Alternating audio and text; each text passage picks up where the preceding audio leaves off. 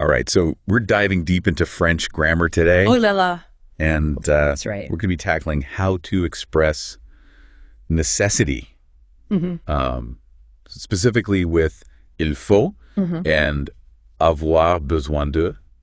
Now, these are phrases that I think are essential for anyone looking to master French. Yeah. And particularly, I think, for anyone... Especially. Yeah, especially for those who are aiming for that expressing necessity certificate in Pronunciator's library module. Yes, and while they might seem interchangeable at first glance, there are some subtle but crucial differences between them that can really trip you up. Absolutely. It's like saying, I should go to the gym and I need chocolate right now. Haha, yeah. Both express a kind of necessity, right? But the meaning and the intensity are completely different. That's a great analogy. Yeah. It really highlights why understanding the nuances of these phrases is so important for sounding natural and confident in French. So let's start by unpacking the literal meanings of these two phrases. Yeah. So what do il faut and avoir besoin de actually translate to? Well, il faut literally means it is necessary. Okay. And it's often used to express like a general obligation, something that applies to everyone. Think of it like an unspoken rule. Okay, so like it's necessary to wear clothes in public. It's not really about a personal preference, just a basic societal expectation. Yes. On the other hand, avoir besoin de means to have need of. Okay. And this phrase really zeroes in on a specific personal need or a desire. So like saying, I need a vacation. It's all about what you require, not a general rule for everyone. Yeah, and these contrasting meanings play a huge role in how we use these phrases in different situations. Now, I know in our source material, we had a ton of questions about choosing the right phrase, especially when it seems like both could work. Can you give us a little bit of insight into how to navigate those tricky situations? Absolutely. It often comes down to the level of obligation or the emphasis you want to convey. Il faut sort of implies a stronger sense of duty, whereas avoir besoin de really highlights that personal need requirement. So if I say il faut être poli, one must be polite, it sounds more like a social rule. Exactly. Like a general expectation of good behavior. It suggests that being polite is a universal necessity. Right. But if you were to say, j'ai besoin d'être poli, I need to be polite, it kind of implies a more specific situation where politeness is crucial for you. I see. Yeah. So it's not just about if something's necessary, but it's about the why behind it, whether it's a general rule or personal requirement. That's a great way to put it. Yeah. I'm starting to see how this works. Now, I know that our source material was also packed with questions about the nitty-gritty grammar stuff. So things like using these phrases in negative sentences and asking questions, and even talking about necessity in the past tense. Are we ready to kind of dive into that level of detail? Absolutely. Let's start with negations. Okay. To say it is not necessary, you'd use il ne faut pas, followed by the infinitive form of the verb. So just like forming other negative sentences in French. Exactly. Okay. What about with avoir besoin de? For avoir besoin de, you simply negate the verb avoir. So I don't need becomes je n'ai pas besoin de. Right. Followed by whatever you don't need. Got it. Je n'ai pas besoin de café ce matin. Exactly. I don't need coffee this morning, which, let's be honest, is a highly unlikely scenario for me. You got it. But let's move on to questions. Okay. With il faut, you can simply invert the subject pronoun and the verb. Yes. So faut-il. Exactly. And let's say faut-il apporter un cadeau means, is it necessary to bring a gift? Exactly. That's pretty straightforward. What about when we want to ask a question using avoir besoin de? In that case, you'd form a regular question using an interrogative word and the verb avoir. So, do you need a book would be as-tu besoin d'un livre? Okay, so many ways to express those necessary thoughts. Now, our source material also had some folks who wanted to know how to express necessity in the past tense. Ah, yes, dealing with the past. Yeah. With il faut, you would use il a fallu, followed by the infinitive verb. Okay. For example, il a fallu partir tôt. It was necessary to leave early. So il a fallu is our go-to for past necessity. What about avoir besoin de? For avoir besoin de, in the past tense, you'd conjugate avoir in the passé composé. So I needed becomes j'ai eu besoin de, for example. J'ai eu besoin de ton aide. I needed your help. So you're saying it follows the standard rules for conjugating avoir in the past tense. This is making a lot more sense.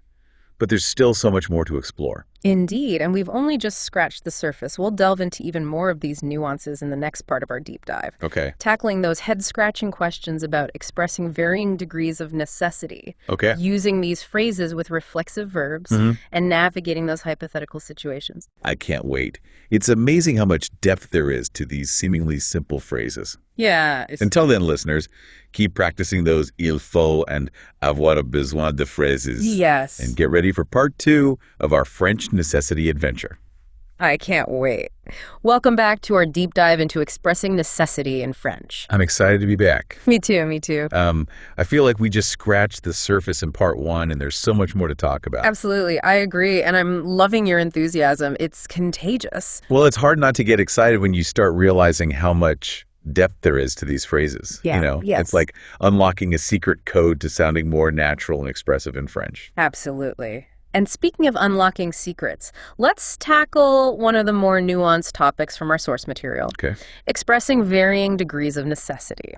Ooh. So in English, we can say things like must or should or even ought to convey different levels of obligation. Right. How do we capture those shades of meaning in French? That is a great question, because while both il faut and avoir besoin de express necessity, they tend to lean towards that stronger must side of the spectrum. Exactly. So to soften the tone and express more of a should or a recommendation. Oh, okay. We often turn to other phrases like devoir, to have to, or il est important de, it is important to. So it's like we're adding different brushes to our linguistic palette, allowing us to paint more subtle shades of meaning. I love that analogy. I love that. And remember, even when using il faut or avoir besoin de, the context and your tone of voice can also play a huge role in how strong that necessity comes across. That makes sense. Like if I say il faut manger with a playful smile, it doesn't sound like a life or death command, but if I yell it with a frantic look on my face, suddenly it becomes much more urgent. Exactly. It's all about reading the situation and adjusting your tone accordingly. Now, our source material also had a lot of questions about using il faut and avoir besoin de with reflexive verbs. Yes, reflexive verbs. So how do these verbs play with our necessity phrases? Well, with il faut, it's pretty straightforward. You simply use il faut se, followed by the infinitive form of the reflexive verb. Okay. For example, il faut se préparer pour l'examen. It's necessary to prepare oneself for the exam. Okay, so you just slip that se in there to keep the reflexive action going. Exactly. And this construction is incredibly common in French, especially when talking about daily routines or those essential actions. Now, speaking of essential actions, our source material had a few questions about using these phrases in hypothetical situations. Okay. You know, those, if this were to happen, then that would be necessary scenarios. Yes. Hypothetical situations, those mental playgrounds where we explore possibilities. Exactly. This is where we can introduce the conditional mood, which is perfect for expressing a necessity that depends on a certain condition. So instead of saying, it is necessary to bring an umbrella, il faut apporter un parapluie. Right. We'd say something like, if it rains, it would be necessary to bring an umbrella. Exactly. And to do that with il faut, you'd use il faudrait, followed by the infinitive verb. Okay. So the whole sentence would be, s'il pleut, il faudrait apporter un parapluie. Okay, so il faudrait, for hypothetical necessity, what about if we're using avoir besoin? For avoir besoin de in hypothetical situations, you'd conjugate avoir in the conditional mood as well. Okay. So I would need becomes j'aurais besoin de. For example, si j'allais à la plage, j'aurais besoin de crème solaire. If I were going to the beach, I would need sunscreen.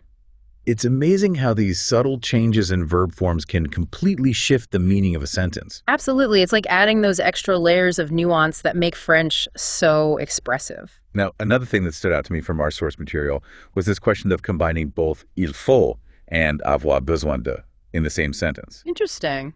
It seems a bit redundant, but is it ever actually done?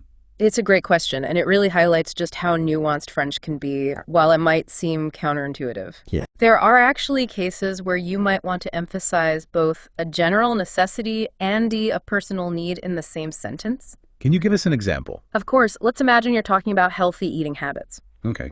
You could say, il faut manger sainement, mais j'ai besoin de manger du chocolat parfois. It's necessary to eat healthily, but I need to eat chocolate sometimes.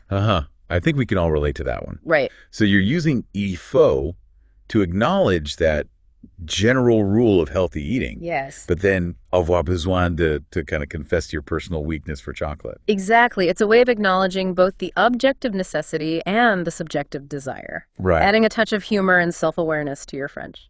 I never realized how much personality you can inject into these necessity phrases. Yeah. It's not just about dry grammar rules. It's about expressing yourself authentically. That's what makes language learning so fascinating. Right. It's not just about acquiring knowledge. It's about discovering new ways to connect with the world around us. This has been such an eye-opening conversation. I feel like I'm finally starting to grasp the true power of il faut and avoir besoin de. Good. But there's still so much more to explore. Indeed, in the final part of our deep dive, we'll tackle some of the trickiest questions from our source material. Okay. Including how verb complements can influence our choice of phrase and the potential ambiguity of using il faut in certain contexts. Sounds intriguing. I can't wait to uncover even more secrets of expressing necessity in French. Me too. Listeners, be sure to join us for the grand finale of our French grammar adventure. Welcome back, French explorers. We are in the final stretch of our deep dive into the world of il faut and avoir besoin de. And trust me, we have saved some of the most brain-tickling questions for last. I agree.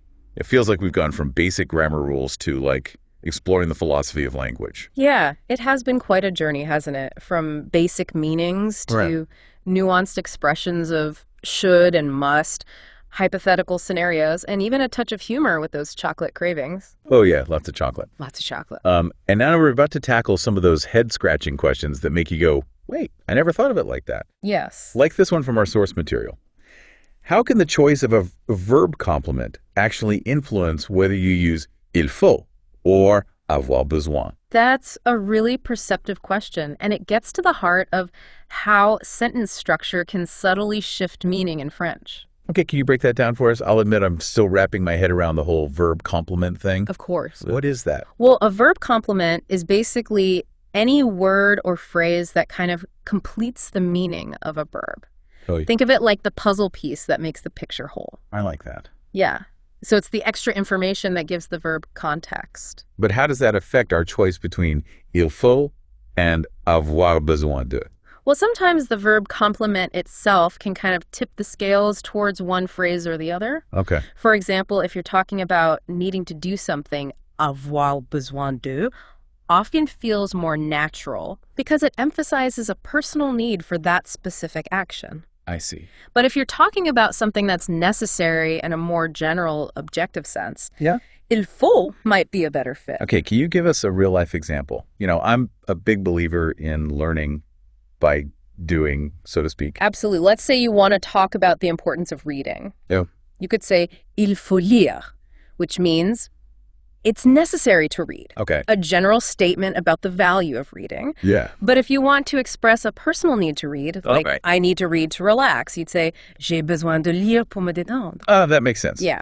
So the verb complément pour me détendre, which means to relax, clarifies that it's more of a personal need rather than this universal truth. Exactly. It's all about paying attention to those subtle cues in the sentence. Now, our source material also had a question about using il faut in a way that could create ambiguity and how avoir besoin de can help add clarity. Can you elaborate on that? You're right. There's a fascinating dynamic there because il faut expresses a general necessity.